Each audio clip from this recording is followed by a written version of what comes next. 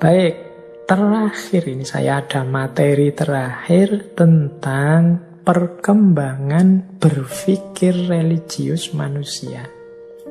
Jadi ini saya ambil gagasan dari James Fowler dalam bukunya Stages of Faith, tangga-tangga keimanan. Jadi beliau ini mengambil beberapa teori psikologi, khususnya psikologinya Jung, untuk menjelaskan perkembangan kapasitas berpikir manusia dari sejak lahir sampai paling matang.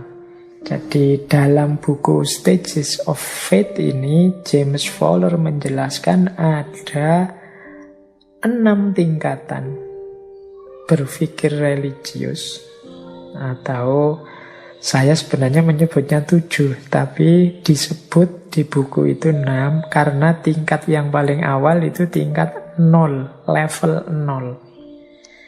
Jadi level paling dasar, kemudian level 1, 2, 3, 4, 5, 6. Nah, menutup sesi kita malam hari ini, mari belajar sebentar tentang perkembangan pemikiran keagamaan manusia.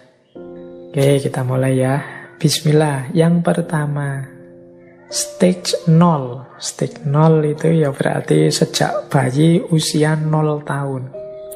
Namanya fase undifferentiated faith. Fase undifferentiated faith ini dari usia 0 tahun, berarti baru lahir, sampai usia 2 tahun. Ya, ini disebut fase 0 karena bayi belum bisa apa-apa. Dia sepenuhnya bergantung pada yang mengasuhnya. Meskipun dia mulai berinteraksi dengan lingkungannya, ya dia bisanya hanya pasrah. 0 sampai 2 tahun. Ini kondisinya undifferentiated. Masih belum keluar kemampuan berpikirnya. Nah, di usia 2 tahun, ini era transisinya, itu dia mengalami transisi ketika sudah mulai sedikit-sedikit bisa ngomong dan mengekspresikan keinginannya. Nanti anak-anak di usia-usia 2 tahun ini kan sudah ngerti, kalau ingin ini dia harus melakukan ini atau mengucapkan sedikit-sedikit ini. Itu usia-usia 2 tahun.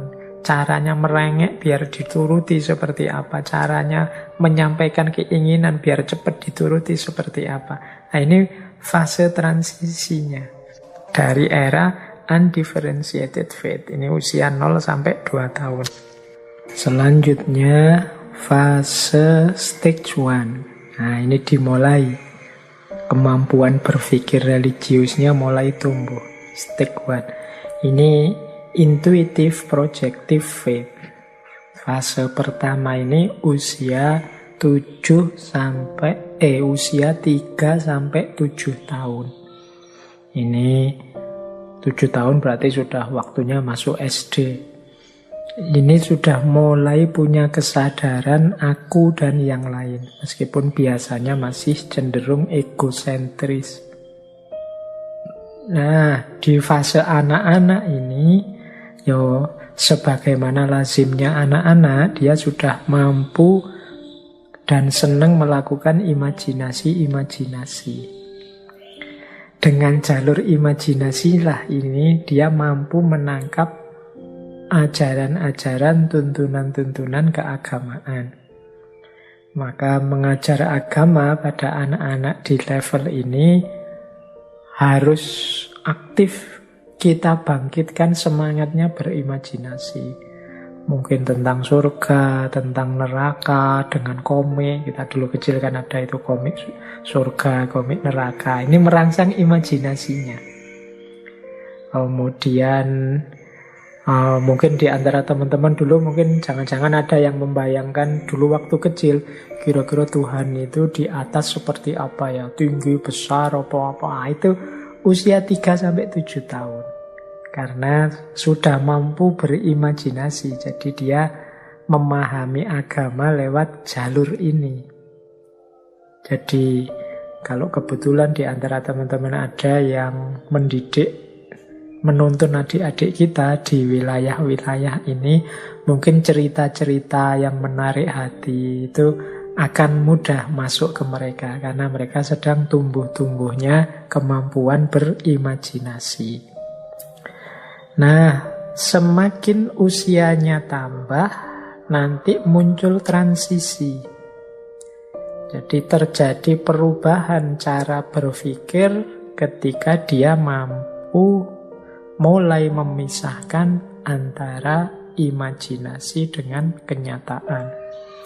Oh, ini bohong saja. Oh, yang ini konkret. Itu cuma cerita, belum ada faktanya. Kalau ini benar fakta. Ini di atas 7 tahun ke atas dia mulai bisa memisahkan antara imajinasi dengan kenyataan. Dimulailah nanti setelah transisi itu stage 2. Jadi level 2, yaitu mythic literal faith. Ini panjang usia 8 sampai 19 tahun. Jadi anak-anak ini mulai mampu berpikir simbolik, mampu membedakan antara imajinasi dengan realitas. Mereka berpikir literal, jadi sudah mampu ditanami, diajari ajaran-ajaran agama sebagaimana tercantum dalam kitab suci apa adanya, tanpa harus melalui ilustrasi-ilustrasi cerita.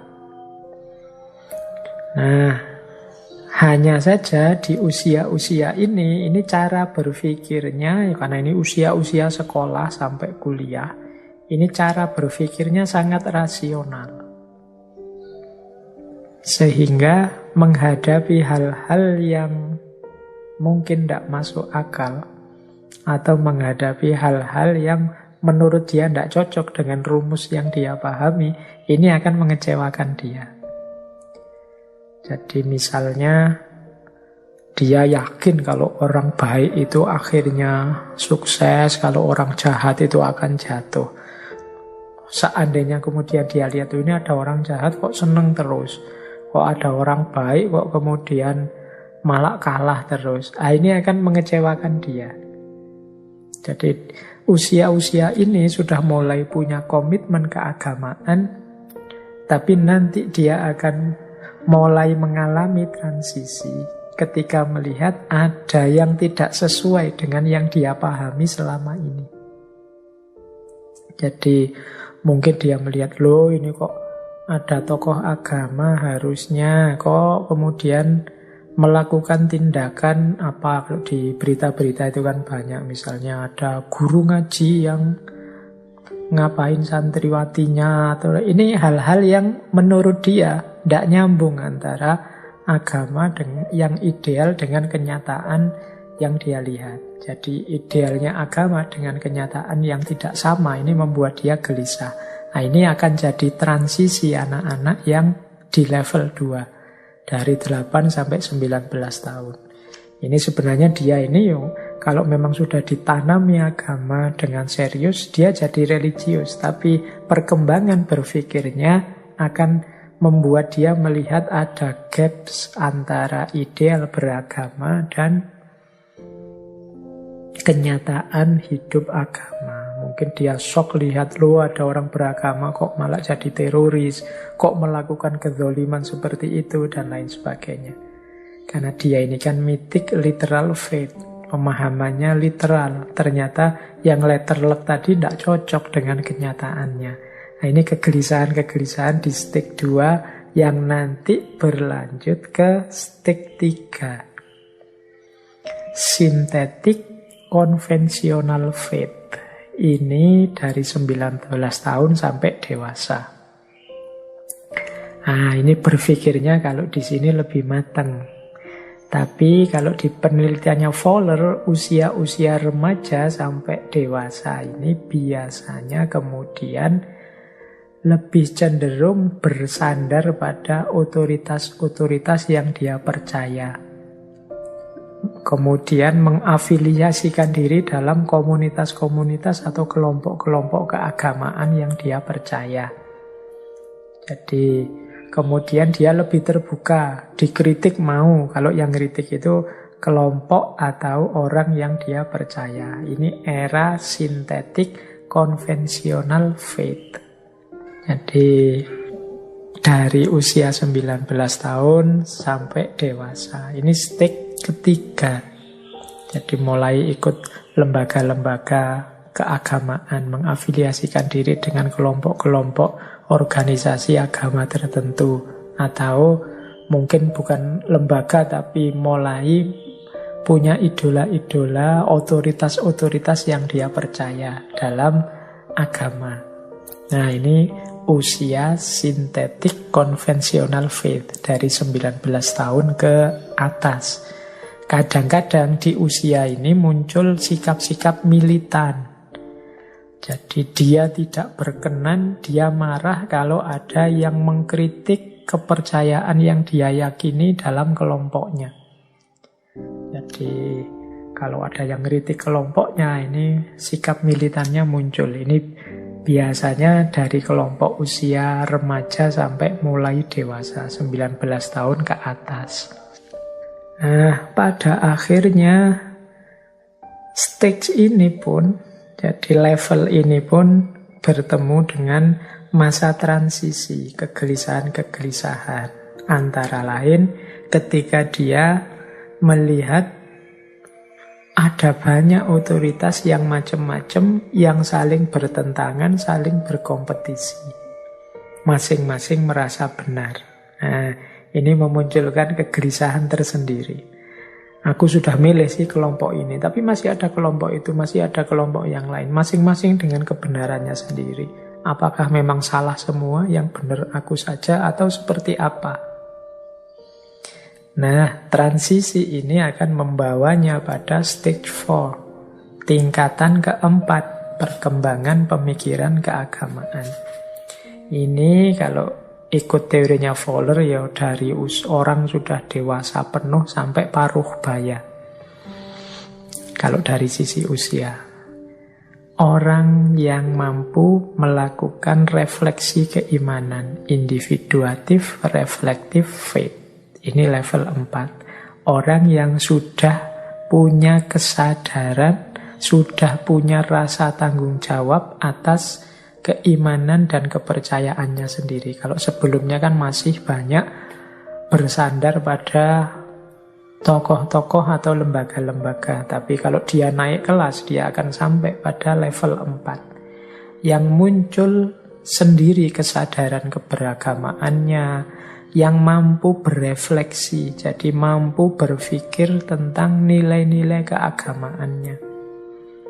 Jadi dia tahu agama menyuruhku ini, tanggung jawabku sebagai umat harus melakukan ini, dan lain sebagainya. Kadang-kadang di fase ini muncul ketegangan antara hasil refleksinya dengan komitmen kelompoknya. Karena tadi di fase sebelumnya kan sudah mengafiliasikan diri dengan kelompok tertentu. Tapi di fase 4 ini kadang menurutku hasil perenunganku yang benar kok ini ya. Tapi di kelompokku yang diajukan diyakini benar ini ya. Kadang muncul ketegangan dalam hal ini. Nah, di fase inilah nanti muncul transisi lagi. Transisi ini kadang orang menyebutnya kesadaran spiritual. Jadi tidak sekedar ada di level formal keagamaan, tapi dia juga sudah mulai menjangkau wilayah spiritual. Jadi ada ranah spiritual yang kompleks, yang ini tidak dapat dijelaskan sepenuhnya dengan akal secara logis.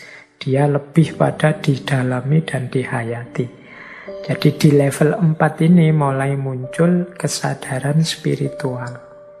Tidak sekedar menjalankan agama, tanggung jawab sesuai dengan norma-norma agama, tapi dia mulai masuk lebih dalam ke ranah spiritual. Nah, kalau dia melanjutkan levelnya, karena tidak semua orang setelah level 4 ini melanjutkan perjalanannya ke level 5. Nanti kalau menurut istilahnya Fowler ini level conjunctive faith. Di level 5 ini tidak semua orang mau melakukan perjalanan ke level ini. Ini sering orang menyebutnya ini sudah level spiritual. Jadi di level 5 ini orang sudah mulai luas wawasannya, khususnya dalam ranah spiritualitas. Bahkan kata Fowler ini orang di level ini bahkan terbuka untuk berdialog, berinteraksi dengan agama yang lain. Tidak lagi eksklusif, tapi tetap berpegang teguh pada agamanya, hanya saja sekarang beragamanya di level spiritualitas, tidak lagi di level formalistik. Nah, jadi dia memahami agamanya secara lebih komprehensif, lebih utuh. Di sini dia sadar keterbatasan kemampuan berpikir manusia. Ini era ketika orang sudah mulai namanya tercerahkan. Jadi mulai sadar, ini stik 5. Jadi dimulainya pencerahan itu di stik 5 secara spiritual ya. Nah, nanti ada transisi. Jadi di level 5 ini orang tercerahkan secara individu. Nanti ada transisi lagi, yaitu transisi kesadaran dia bahwa mosok aku tercerahkan sendiri, mosok aku jagoan sendiri, mosok aku jadi orang yang tinggi spiritualitasnya, egois tapi sendirian. Nah, transisi ini kemudian membuat masuknya level terakhir, level paling tinggi, yaitu universalizing faith. Jadi keimanan yang universal. Maksudnya keimanan yang universal itu dia tidak berhenti pada pencapaian puncak keimanannya kepada Tuhan, tapi dia juga berjuang untuk menyebarkan ketercerahannya kepada yang lain. Jadi dia ini hidup sudah dalam ranah ilahiyah, ketuhanan. Kata Fowler, hidup dalam cinta, dalam keadilan. Kemudian dia punya visi untuk mengajak yang lain bersama-sama menaikkan level keberagamaan sampai ke ranah spiritualitas. Jadi ini biasanya level 5, 6 ini kita temukan banyak dalam ranah tasawuf atau ranah mistik. Kalau level 5 itu pencerahan individual, kalau level 6 itu menyebarkan ketercerahan tadi pada yang lain. Jadi mengajak yang lain untuk ikut sama-sama tercerahkan. Kalau level 4 itu ketika orang mulai bertanggung jawab terhadap kepercayaan dan keberagamaannya. Sementara level 3 ketika orang bersandar pada otoritas-otoritas dan komunitas-komunitas. Dan di level 5 itu mulai munculnya semangat keberagamaan. Di level 2 itu orang mulai muncul semangat keberagamaan. Meskipun secara one dimensional, secara literal, letterlek. Jadi kalau diurut itu level 0 itu belum ada sama sekali kemampuan berpikir religius. Level 1 berpikir intuitif, projektif. Jadi level 1 itu umur 3 sampai 7 tahun, itu dia sudah mampu berimajinasi dan berpikir religius dengan jalan masuk lewat pintu imajinasi-imajinasinya. Level 2 dia mulai mampu berpikir literal, letterlek, ini ajaran agama, ini harus aku lakukan, ini jangan aku lakukan. Jadi itu level 2. Level 3 mulai punya kesadaran aku harus bersandar pada otoritas-otoritas. Mulai ikut kelompok-kelompok yang dia yakini punya kapasitas untuk dia ikuti sesuai dengan visinya. itu level 3. Setelah itu level 4, sudah tidak lagi sangat tergantung dengan kelompoknya, dia mulai berpikir, menganalisis sendiri, bertanggung jawab sendiri terhadap keberagamaannya, meskipun kadang-kadang tabrakan dengan komunitasnya. Kalau memang lanjut level 4 ini, meskipun tidak semua orang mau, dia akan naik ke level 5. Ini level spiritualitas, ketika orang mulai masuk ke ranah spiritual, mengalami pencerahan individu.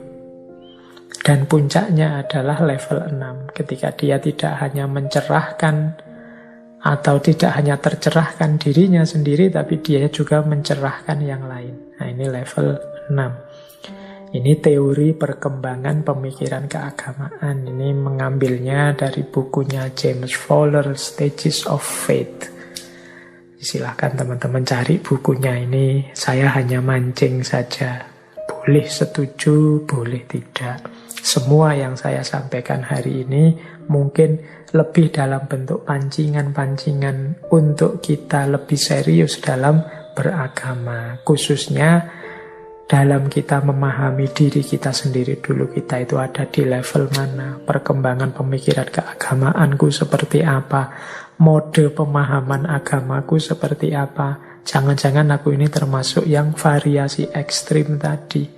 Jalan beragama yang aku ambil seperti apa, model ritual ibadah sajakah, atau fokus ke akhlak, atau pasrah saja, atau punya idola-idola karisma-karisma, atau model mistik, atau model rasional. Kesadaranku itu formalistik, intelektualistik, mistik, apa profetik, dan lain sebagainya.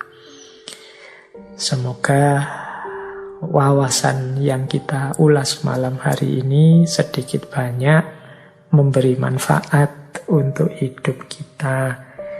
Tidak semuanya harus diterima, pasti ada yang tidak cocok, pasti ada yang tidak sesuai, pasti ada yang tidak pas, karena hidup ini sangat beragam.